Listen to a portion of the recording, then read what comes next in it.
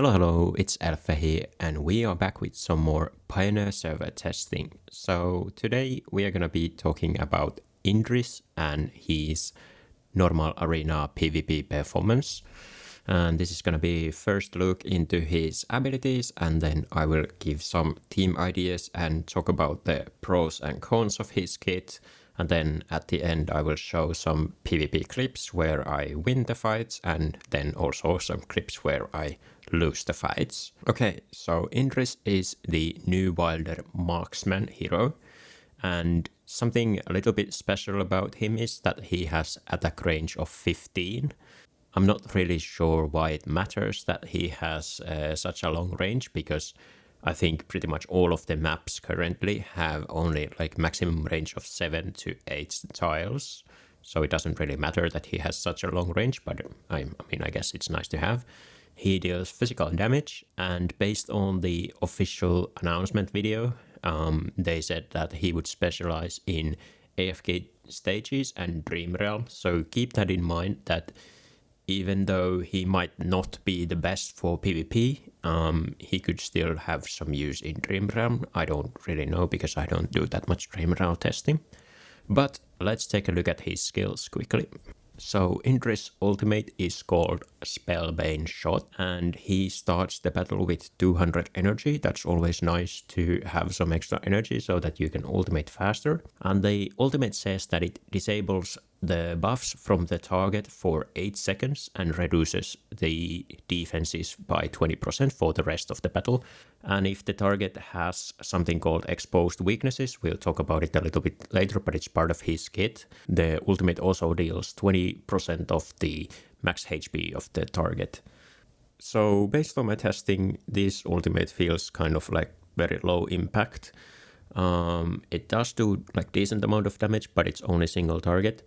And the defense reduction is like, it's kind of like hard to say how useful that is, but a lot of heroes can already do like defense reduction, so it's nothing too special. So the thing about this ultimate that is kind of unique is the fact that he can disable the buffs from the target for 8 seconds, but I don't know like how important that it really is. It feels quite situational, like if the enemy team doesn't have any buffs, then I don't know if this part of the ultimate actually does anything. And like if you are comparing this to some other heroes that have like very impactful ultimates like Shemira or Siren or Cryonaya or Bonnie or whatever, then just doing some single target damage with a defense reduction does seem pretty bad. And his first normal ability is called True Sight, and this is kind of like a passive ability. This ability enables the weakness exposed mechanic that he has. So whenever an enemy has 3 different stat reduction debuffs, Indris can deal some extra true damage to them with his attacks. And then also part of this ability is that his normal attacks will fire 3 arrows, and they will prioritize hitting 3 different targets. So his normal attacks will hit usually 3 different targets, but if there are less than 3 targets, then he can hit the same target multiple times, but that will have like reduced damage on the secondary hits. And a lot of his other abilities kind of revolve around having this weakness exposed triggered. So that is something I think that if you try to use him, you should try to utilize the weaknesses exposed part of the kit, but that is also something that makes him kind of difficult to use, because you have to have 3 different sources of reduction debuffs. So Indris can be one of the sources, but then you also need 2 different heroes that also apply some kind of stat reduction debuff on the enemies.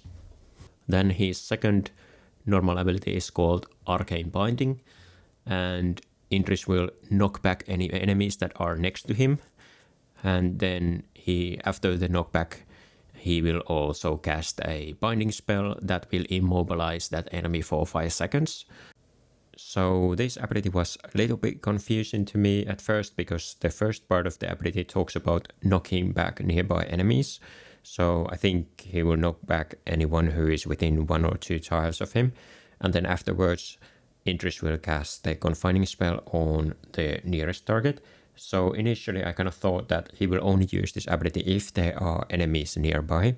But actually, after looking at some of the replays, it seems that this ability has 5 seconds initial cooldown, and after that cooldown is gone, he will just use the ability even if there are no enemies next to him, and then the knockback part just does nothing. But he will then cast the binding spell that will still immobilize the closest enemy for 5 seconds, which means that they are not going to be able to move afterwards. Then his legendary plus ability, aka the hero focus, is just more attack damage, and then once you trigger the weakness is exposed, he will gain some extra attack damage.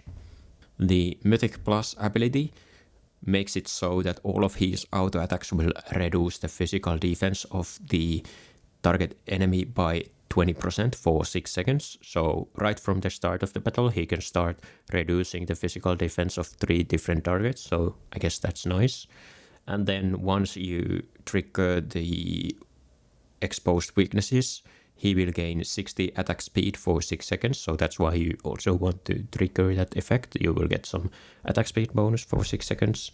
And then his Supreme Plus Enhanced Force is related to his second normal ability, the one that knocks back enemies that are next to him. And after he does the knockback, then the true damage part of his first ability doesn't have cooldown for a while. Okay, so what are the strengths of Indris? Well, he can actually do like decent amount of damage because right from the start, he will start attacking 3 different targets and he will also like reduce their defense.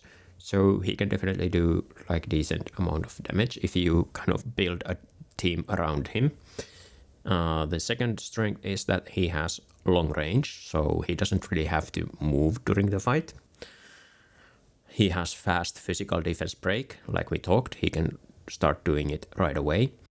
But the thing about physical defense break is that it's not like that useful in a lot of teams because a lot of the kind of like meta PvP heroes are actually magical damage dealers, so things like Siren and Shamira and Tailene and Bonnie, for example, they all do magical damage, so they don't benefit at all from this part of the kit.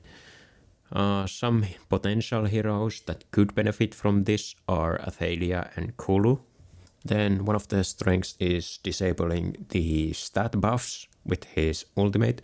But like I said, it is kind of like really hard to know how impactful this ability really is, if at all impactful. And one of his strengths is that he is not ultimate reliant because a lot of his power comes from the auto attacks. So if the enemy team or you are using Dundinger, for example, that could be potentially good combination with Indris because it doesn't like matter as much if the ultimates are blocked, he can still do like decent damage with his auto attacks. So then we can talk about the cons.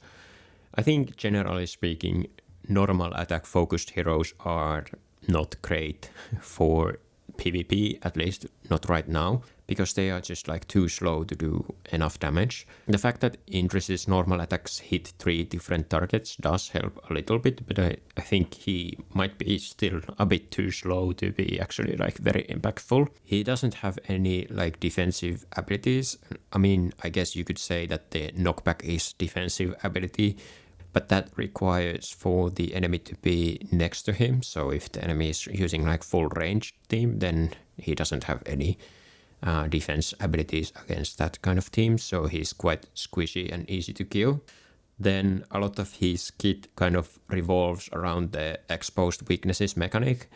If you want to use him, I think you kind of have to try to also utilize that mechanic. And then that means that you are kind of like forced into using quite specific teams with some of these heroes like Satrana or Siren or Laika or Walker. And even if you kind of like make a specific team that is tailored toward the exposed weaknesses ability, the damage that you are able to do with Indris is somewhat similar to what Siren can do. So you can just like slap Siren into any team and he's pretty much gonna be able to do the same amount of damage that you can do with Indris, even when you have kind of like a tailored team for him. And then there is just also the fact that heroes like Athalia will destroy Indris, because he does do like decent amount of damage, so that means that he's gonna be the target of Athalia. And like we said, he doesn't have any defensive abilities, so then Athalia can quite easily kill him, even with just the dash ability. But of course, with the ultimate, Athalia will absolutely destroy Indris. That is just kind of like the unfortunate fact with Athalia right now, that she kind of makes the PvP a little bit unfun in my opinion, because her dash ability can potentially kill heroes that don't have like defensive abilities, and then the ultimate will pretty much always kill those like high damage dealer heroes. So there is not really that many ways that you can kind of like protect your damage dealers from her. So these are some of the heroes that I had the best success using in combination with Indris, but these teams are realistically gonna be quite like attack team focused. I'm not sure that you can make that great defense team using Indris, because he doesn't, for example, have any like crowd control protection. And then also, if you try to use the exposed weakness ability, then you have to bring in some other heroes that are not that great on defense, like Laika, for example, is not a great defense hero. So here are some damage examples from the fights that we were able to win using Indris. We can see that he is definitely able to do like a decent amount of damage if you build your team kind of around him. But at the same time, you can also see that Siren was kind of able to do like similar damage without that much effort put into it. I think Indris can definitely work against some defense teams quite well, actually. But if the enemy team has Athalia, for example, then he will become quite a lot weaker, in my opinion. Judgment comes.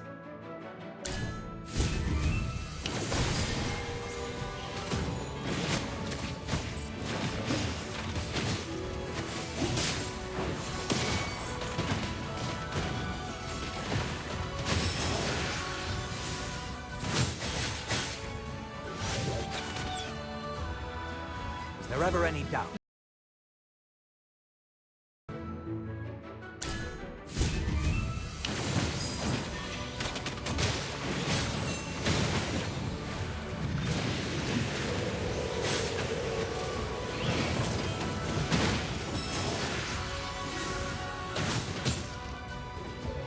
Who could possibly stay?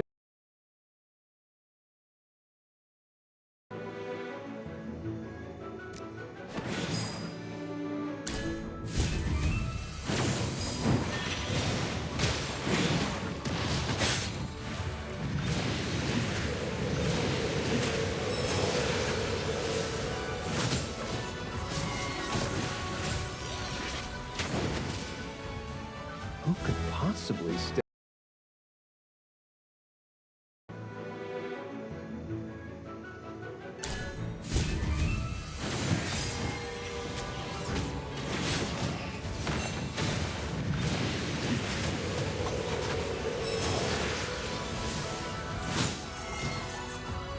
Who could possibly? State of art.